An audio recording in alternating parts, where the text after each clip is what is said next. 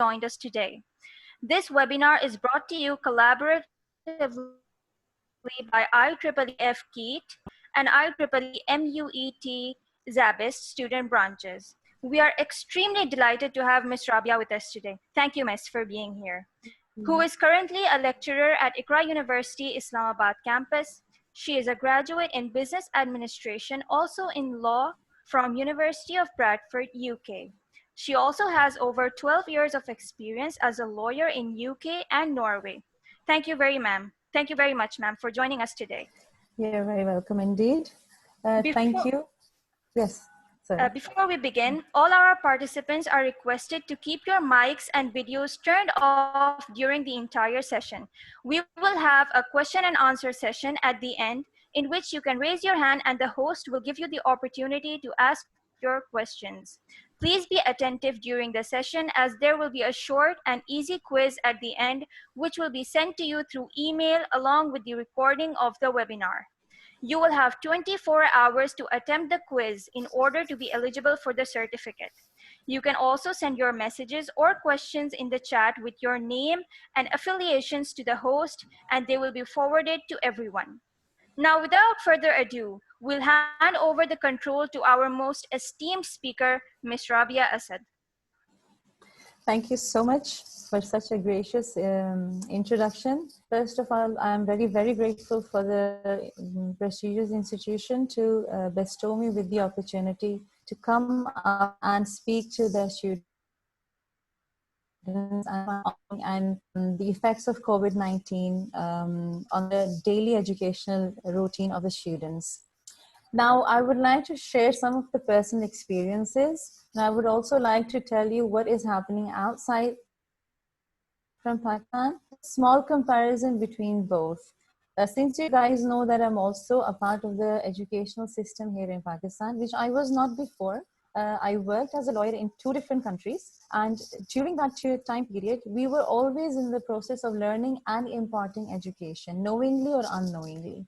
So for me, this is not a new field, but I have seen the shift in Pakistan from interactive studies to digital media.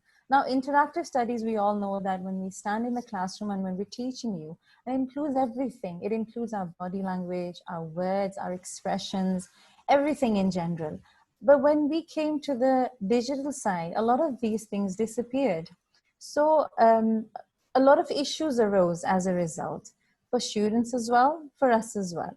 The most important issue that I thought that we faced in general, both sides, teachers and the students, was actually working in a non-professional environment. Whenever I used to go to the university, I had my office, I had my students. Without any distractions from my house or any other place, I could fully concentrate. And it was similar for the students as well. They were studying in an environment which was actually created for them to study, to concentrate. Although a lot of institutions do not completely stick to the rules of education 24 or all the 8 hours or 7 hours that students are spending on the campus. Obviously, we combine them with other activities for your own mental health.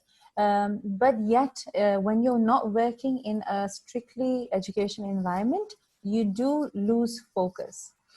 So let's discuss what were the challenges that we were facing or we are facing, because we still are in the middle of the pandemic. Let's just generally talk about, since my introduction has already been given, so I would skip that. I will just give you an overview of what I'm going to talk about. First off, I'm going to talk about the challenges faced in making digital education work in the low resourced settings and huge barriers to overcome. When I say low resourced, that means that obviously we're a part of a third world country, and our resources are limited. Then I would further talk about the low resourced settings in the coming few minutes. Then I'm going to talk about designing extremely easy way to use technology and working with low cost schools to understand their usage and develop mechanisms for them to easily share content with their students and monitor progress. This is another very important point that we teachers are very much concerned about.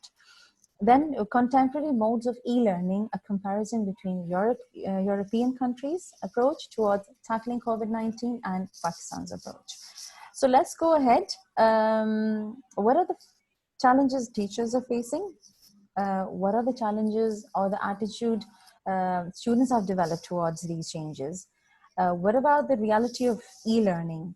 And what is the way forward? All these things will be included. Generally, the outbreak of coronavirus disease have been declared as a PHEIC, which means a public health emergency of international concern. It means that coronavirus is not located in one country or one location. It has crossed the borders and has gone to every single continent of the world. So we are every country is dealing with coronavirus according to their own available resources and according to their culture, according to their thinking, according to their norms. Similarly, the third world countries are falling slightly behind because our resources are not as efficient as compared to the developed countries. The protection of children and education facilities is obviously politically very, very important. And that is the reason why government has closed down all education institutions from the 13th of March onwards. And we're still in the middle of the pandemic. Obviously, care must be taken to avoid stigmatizing students and staff who may have been exposed to the virus. So it is something that is spreading immensely. So a rapid control is extremely important to manage and observe at this point. I'm also very happy to see that a lot of institutions are carrying out web seminars, which we're calling webinars at the moment. And they're assisting us as education professionals. We're trying to make sense of the challenges, what students are facing at this moment of time while dealing with the new online environment. For the students, it's a completely new area of work, because before that, they were mostly working on pen, paper, and class interactions. Now they have moved on to something where there is less control. We can't scrutinize you. When you were in front of us, we had good control over your overall performance. But here, there are many things that are beyond our control, and we're compromising on a lot of things. As a result, very interesting memes are emerging on the internet world. There was one that I saw where there was a building that was constructed, and the stairs did not have any door to go into the building. They were just stairs. And there was a caption under it that when students graduate while taking online classes, these are the results they're producing. So people are actually making fun of such environments as well. But it's inevitable. We cannot avoid these circumstances. We do know when we give you tasks, and especially when we went through my university went through online examination system recently, I knew for sure that a lot of my students did not even take their exams themselves. But it was beyond my proof. I couldn't prove it. I had to just go with the benefit of the doubt. These are the challenges that we're facing. And the most hurtful feeling at this moment of time is that we feel that the students are not learning enough. And the other sad reality is that the students, they're not really much bothered about it. They just happy to go away with it. The essence of education is obviously not being achieved, unfortunately, but we're making sure at least, if not 100 students are benefiting, I'm sure 20 students would be benefiting at some point. These seminars are also a way of providing ideas, inspirations for how to support and engage students effectively. Now, when we're interacting with you guys in the class, in the classroom environment, we engage you through different means, all right? We engage you through our general body language, as I mentioned before.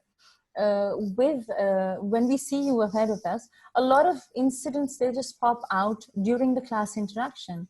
But here, when I was given the instruction that you have to impart education through your voice only, right in front of the screen, it was slightly difficult for me in the beginning, because I just realized, that it is something that I've never done before. The first thing that came up to my mind was listening to a radio jockey, an RJ, because this is what they do. They engage people through their voice. So I started listening to them and started to gain controls on how they capture the mind of their listeners. Then I obviously copied a few things what they used to do during their sessions when they were doing their programs.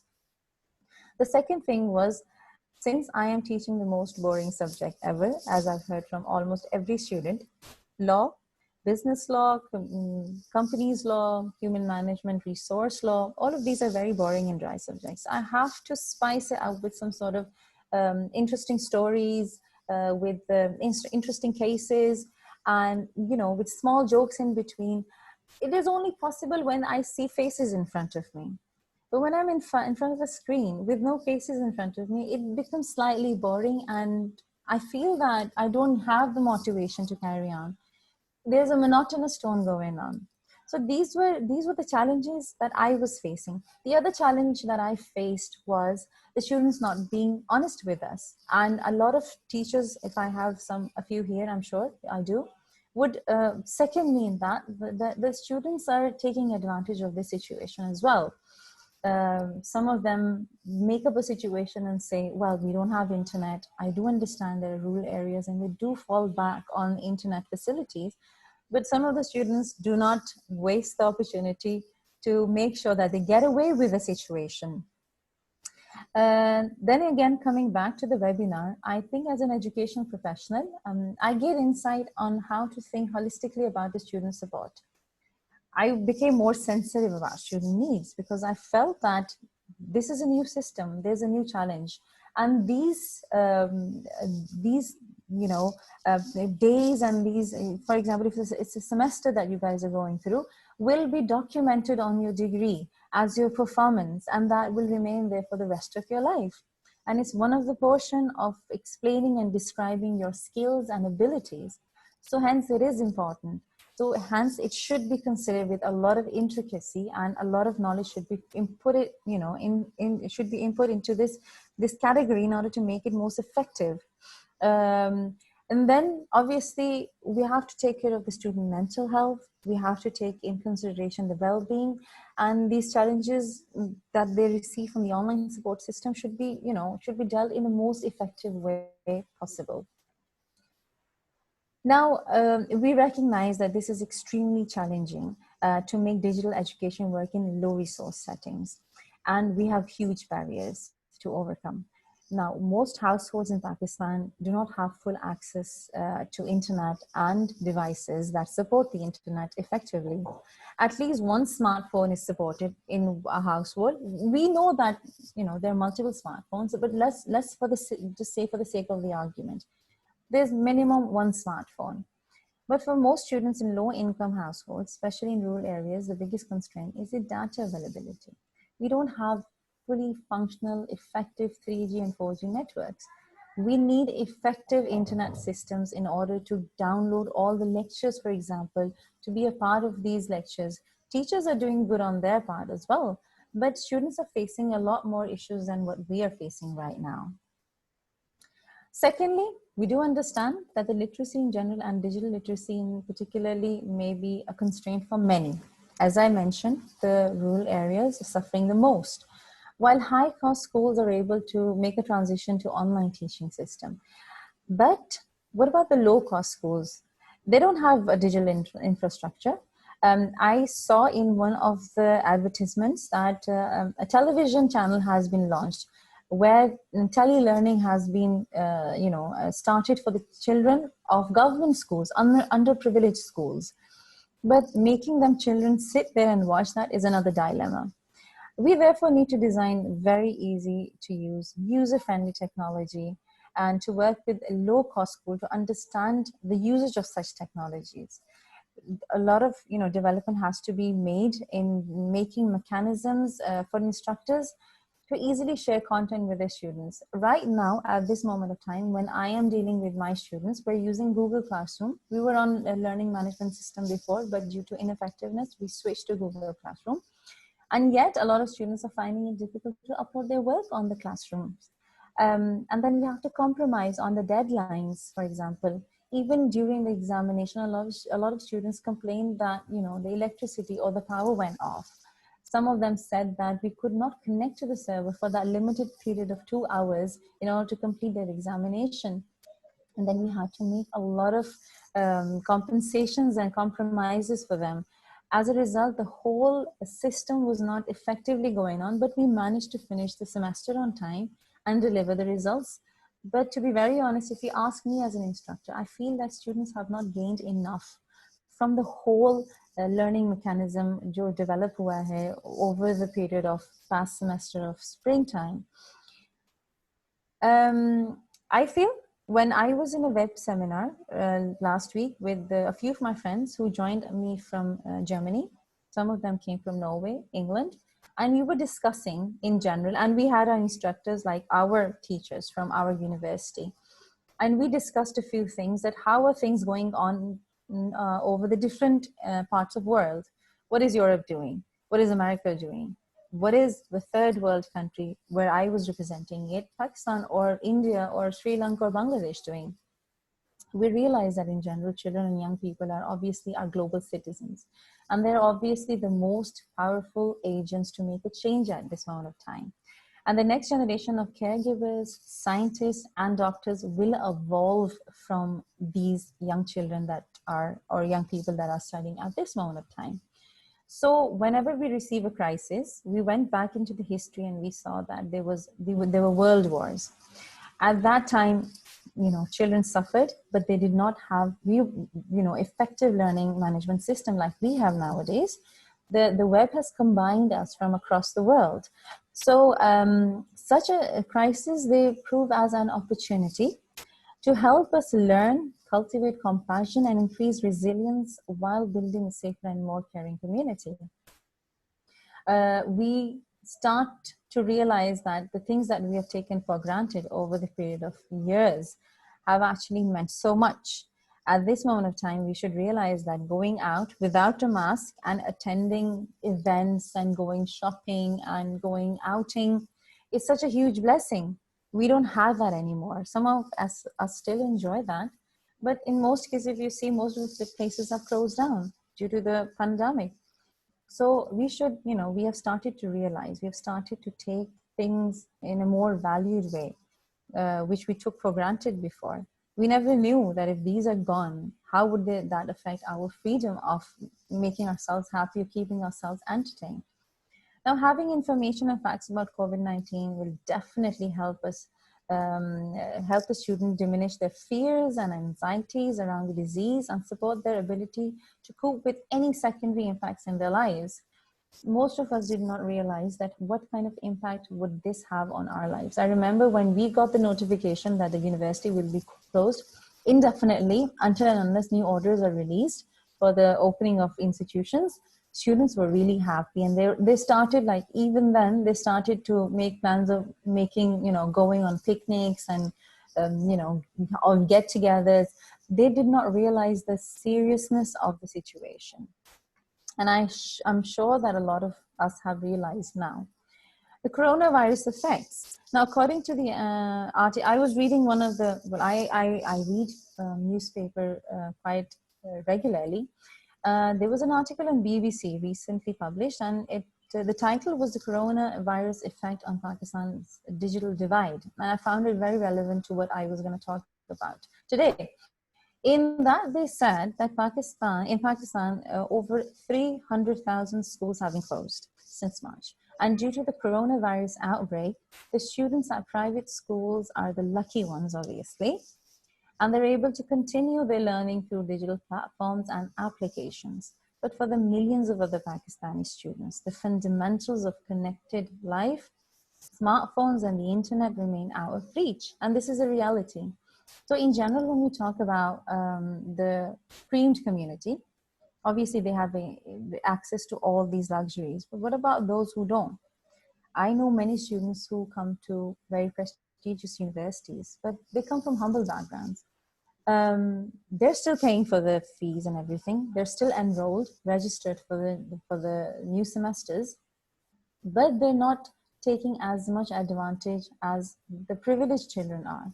So that is something we need to address and we need to see, and we're evolving right now. We're learning how to overcome the imbalance in the society right now among students.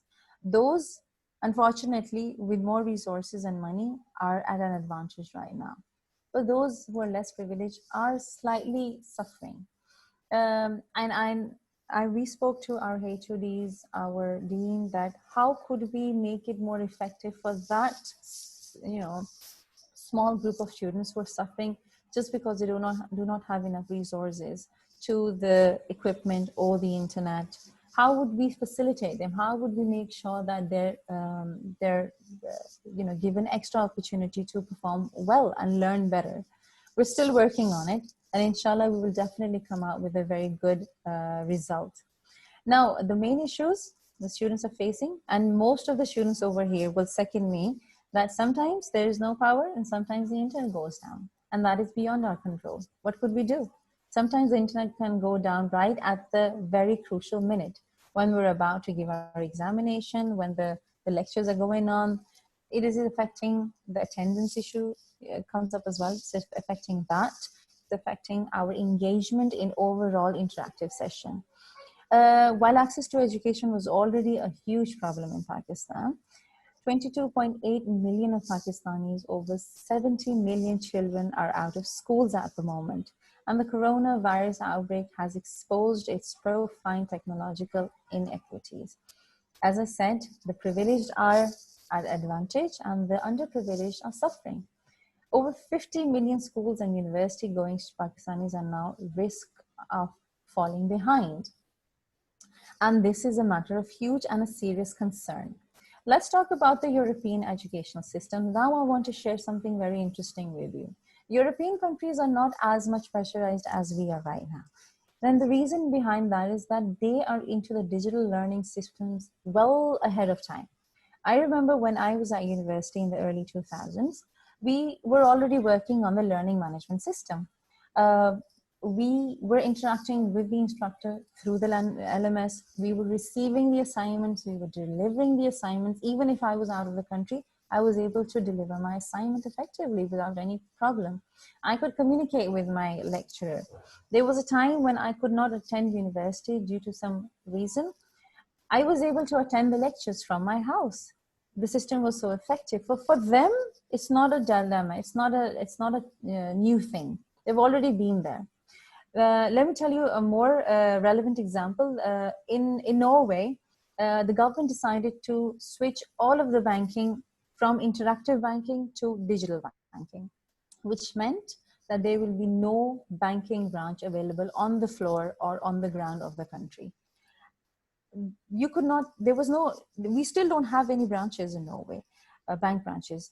We bank through our phones or our laptops. Now, the major concern that they had at that time was, what about the old people who are not used to technology? There is a lot of old people living in these countries because of good healthcare system. The life expectancy is greater than compared to what we have here in our countries.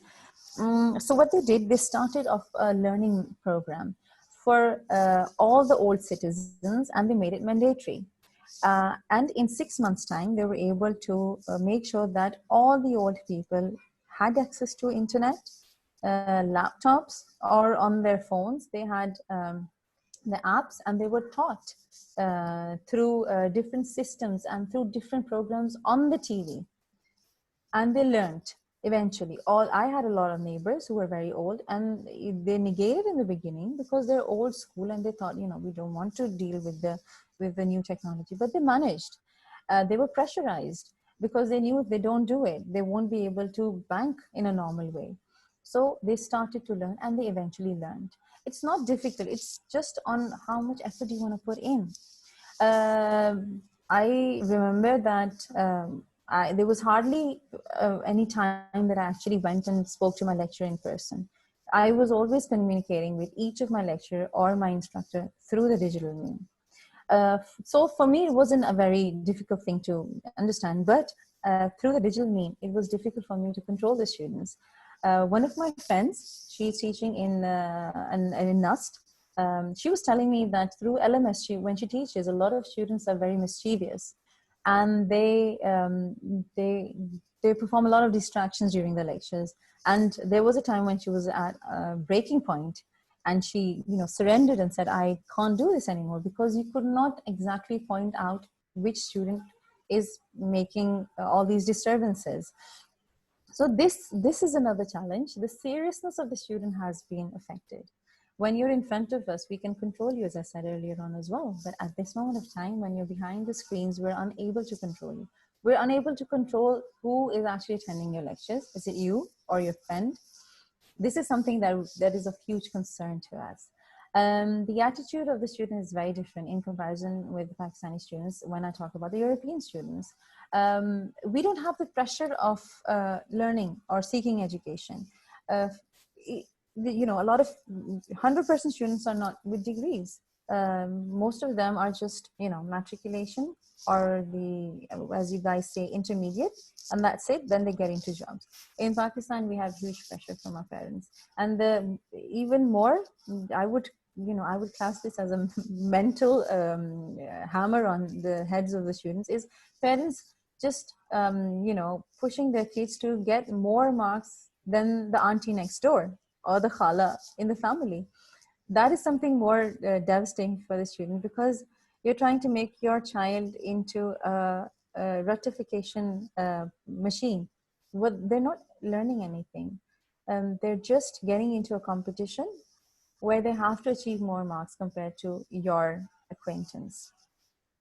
And this poses a lot of mental pressure on the student. Then we're imposing professions on the students as well. So students are not studying because they want to study. They're studying because they have to secure a very, stable position for their parents into the society.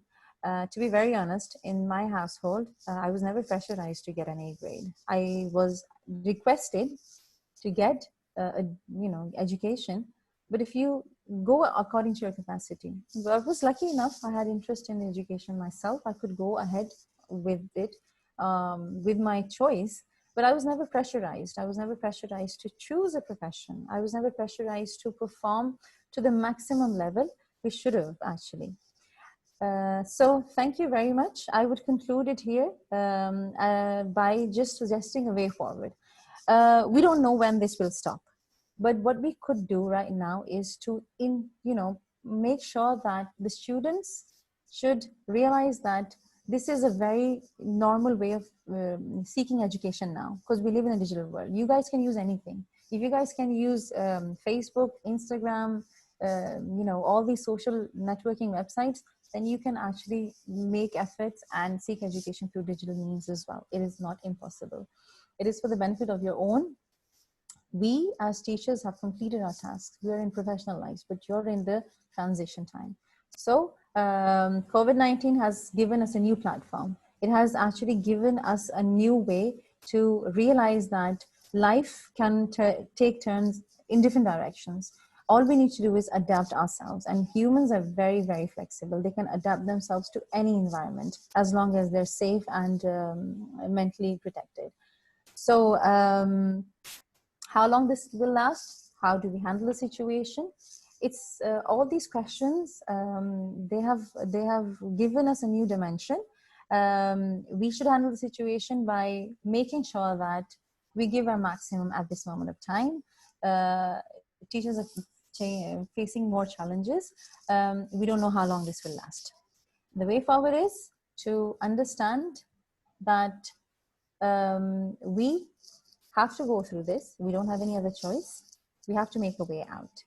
Thank you so much for listening. I hope that I was able to benefit you guys in some ways, and I'm gonna extend my gratitude once again to the institution who considered me worthy enough to come up on the platform and impart knowledge to the students available here. Thank you so much.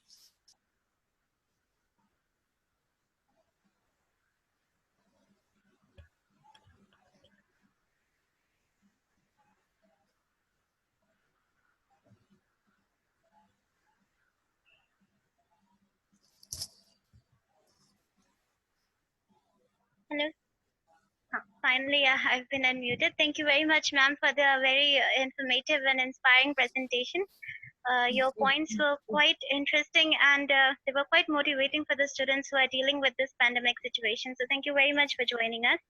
You're very Now we would welcome. like to open the floor to any questions. Do we have any questions? You can raise your hands and the host will unmute you. Yes, we have a question from Muhammad Iqbal. Host, can you please unmute him?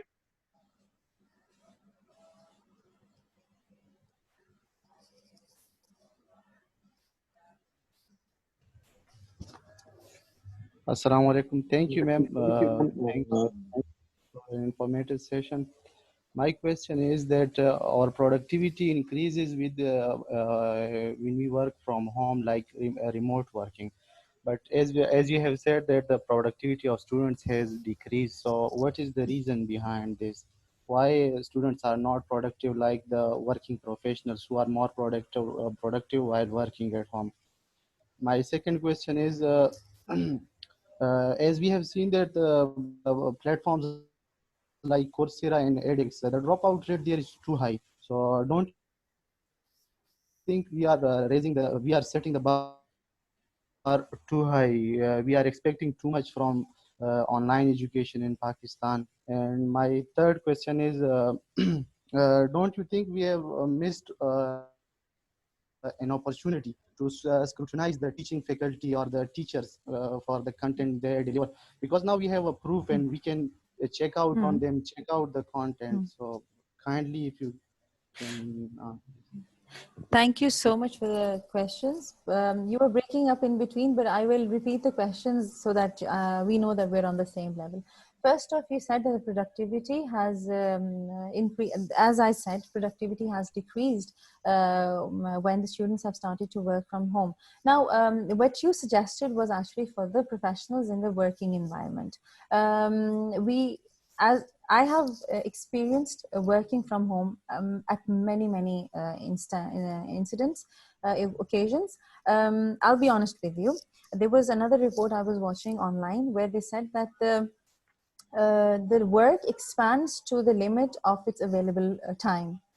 And it has been proved by different psychologists as well. If we have 24 hours to complete a task, we will stretch the task to 24 hours. If we have to if we have the same task and we have only 2 hours to complete it, we will finish it in 2 hours. So this is human psychology, which has been approved by many others. And there's a video on that as well online. You might be able to find it on YouTube. The students, compared to the working professionals, are are not really easy to control. Their focus is slightly loose. I'm trying to find the best words in order to not to offend students, but honestly, they're very easy to deviate. Their focus deviates very easily. So when they're at home and there's an interesting movie going on, when the Netflix is on, trust me, it's very difficult for us to drive them to leave that and listen to a very boring lecture of business law. This has happened to us. In general, I've seen that the distractions around them has taken their focus, half of the focus away. When they're in the class, their whole focus is towards us. But when they're at home, their focus is divided to their home family members. Sometimes they're busy on their phones. Trust me, when they're in the classrooms, they're busy on the phones. Imagine that when we're not watching them, how much effort would they put into, I'm talking about the majority. Some of the cream students are extremely effective. They're into the habit of, and I'm sure that when you're one of them, they're in the habit of seeking knowledge, and they would go to an extent to get the knowledge out of the teacher. So I've experienced that since the students have fallen out of the university environment, they have become less productive. Even the good students have started to show less interest because this has dragged over a long period of time. So I am quoting in the light of my own experience, what I've seen through and I'll be honest with you, it's the same with teachers as well. When I'm at home, my children are distracting me mostly. The work that I used to finish at my office in 2 hours, I take almost 7 to 8 hours to finish that work because I have to get up like 10 times to do a lot of things. Sometimes I have somebody coming into the house. Sometimes I have to deal with the maids or, generally human becomes lazy when they're in a very comfortable environment, I feel. Your second question was slightly unclear because of the breaking of voice. I would ask you to ask me again, but I would go to the third question first. The scrutiny over the teachers. Now, my own experience, while I was teaching business law, my HOD and his member or managers were constantly scrutinizing my whole Google Classroom log. They were going through the lecture material that I was providing. One of the lecture material was slightly incomplete because I forgot to add the other document to it. And I was sent an email and that the material that you've uploaded is not good enough to comply with the requirements of HSC.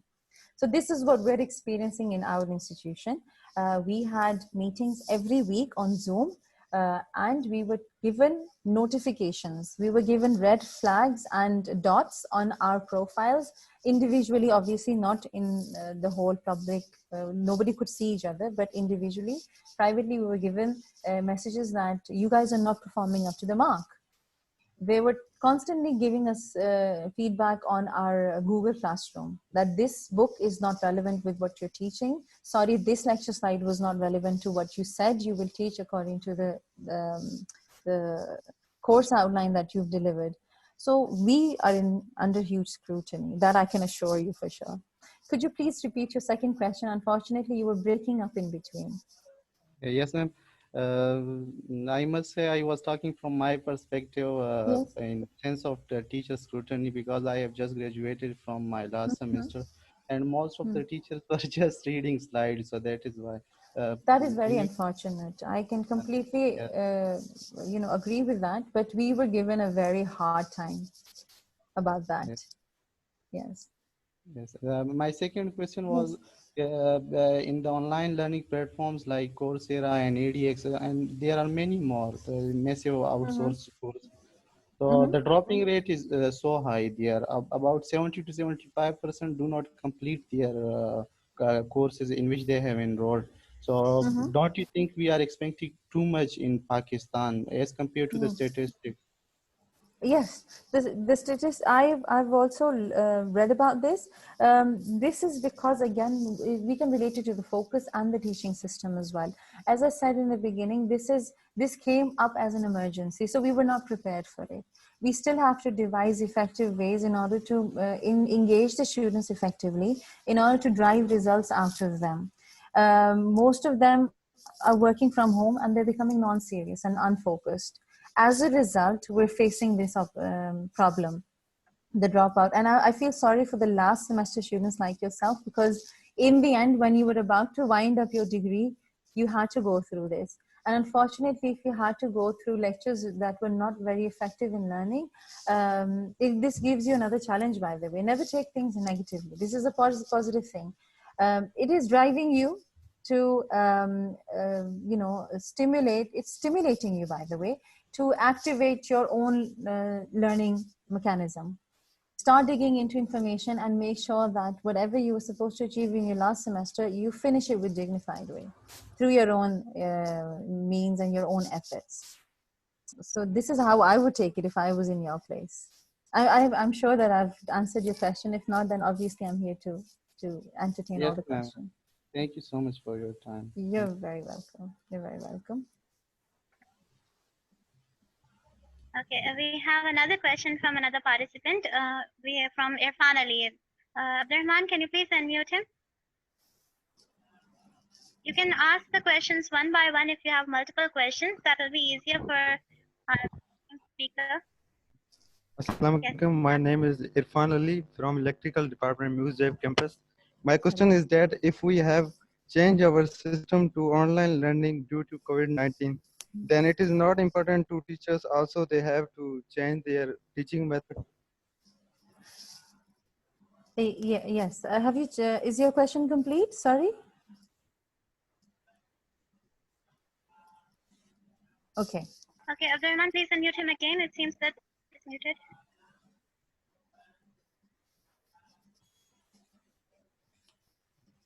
Okay. Yes, ma'am. My question is complete. Okay. You're very, very right. At this point, teachers have the most responsibility. We have also teachers who were struggling to impart education through digital media. For them, because they were, and this includes most of the teachers who have been in the field of teaching for almost 10 to 16 years. They were facing a lot of issues because they're not in the use of digital media a lot. They're mostly the old school usage of, they're following that. Compared to that, teachers like us who have, especially me, because I've worked on digital media for so long. I've worked from home on the computer. I've delivered almost all the results that I was expected to through the computer. It was easier for us. Then when we had the weekly meetings, in that we would asked if you guys need any help regarding that, could you please? And a lot of them did not say yes, just because they were too shy to say that we're unable to use the digital media effectively. Then over the course of time, when they were monitored through their Google Classroom logs, the management realized that these are the weak members of the faculty who require help. And then they were given extra help extra teacher, a lecturer. Like I helped one of my colleagues in order to impart education in a more effective way. Some of the teachers could not speak effectively. They were shy. They were stammering. See, we are human beings as well. So we can have anxieties, we can have fears. So the fear of being recorded, monitored in the classroom, we're not recorded and monitored that way. They had, they developed anxieties, and some of them actually backed out. Now we feel that all the teachers should be given proper development programs in order to learn how to use the digital media effectively, in order to learn how to speak effectively, so that the other side of the screen could hear you, could understand you properly, and devise ways to engage students more effectively, come up with more interesting lectures, come up with more interesting talks. And this is a skill that a teacher needs to develop. Now here we have the real test of who is an effective teacher and who isn't, has come up to the front line a lot. But we have received a lot of support from our university, and I'm so happy that they've put a lot of effort and time into this. And I second you on that, the teachers must be more equipped with the knowledge as compared to the students, because we have more responsibility over us comparatively.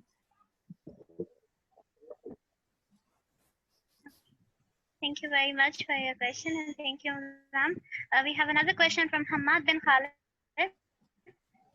Host, can you please unmute him?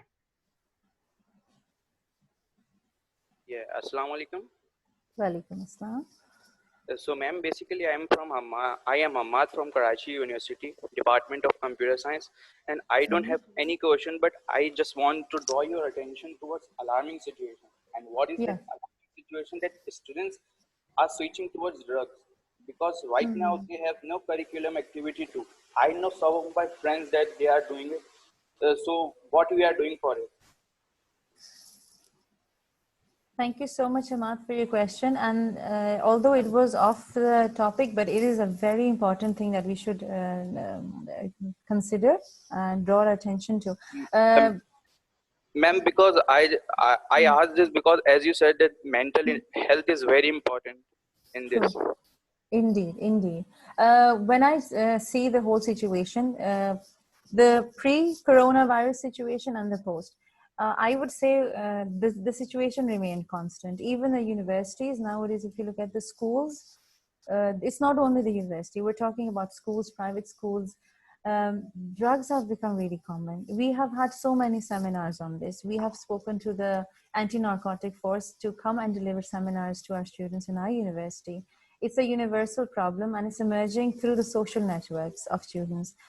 Yes, when the students are off campus, they have more time at their disposal to spend on activities that are extremely harmful for themselves, for now, and also for the future.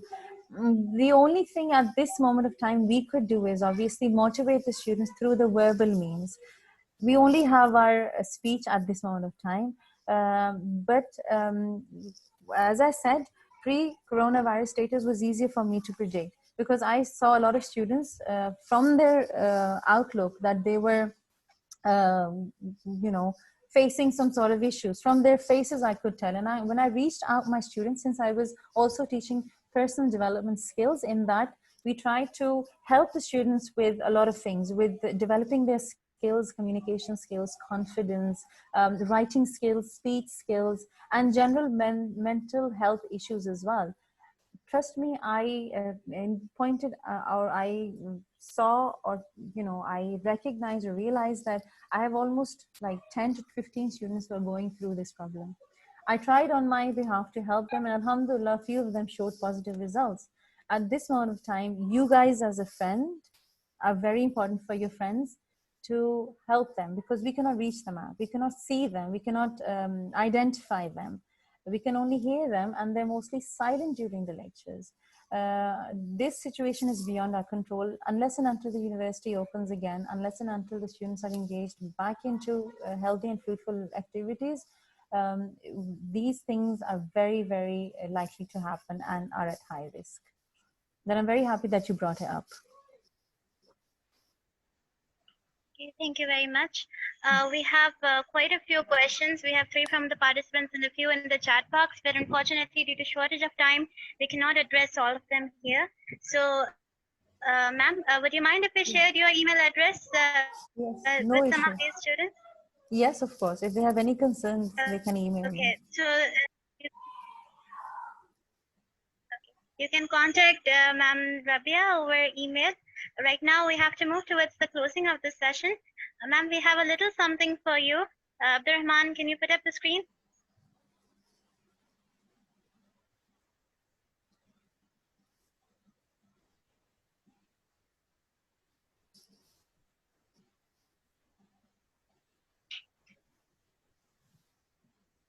Okay, this is a little something that we prepared for you. On behalf of participants and our entire organizing body, we would like to thank you most humbly for joining us today and giving us your precious time. It was truly an honor for us. Thank you so much, ma'am. Thank you very much indeed. That it was really, really nice of you guys to have me here. And I'm so happy that I got to listen to very effective questions, and I was able to answer and cater for the intellectual needs of the students here. Thank you so much. The pleasure is all ours. Now, we would also like to thank our participants for joining us today and showing interest in our events, particularly those who have joined us from India, Qatar, and Tunisia. Thank you so much for your continued support. It was really nice to have all of you here. As we explained before, we shall share a quiz link with all of you, and you'll be able to receive your certificates based on your attempt. A recording of this event will also be provided to you. So thank you very much, all of you, once again, and we hope to see you again in more events. Goodbye. This is goodbye for now. See you soon. Thank you. Allah Hafiz.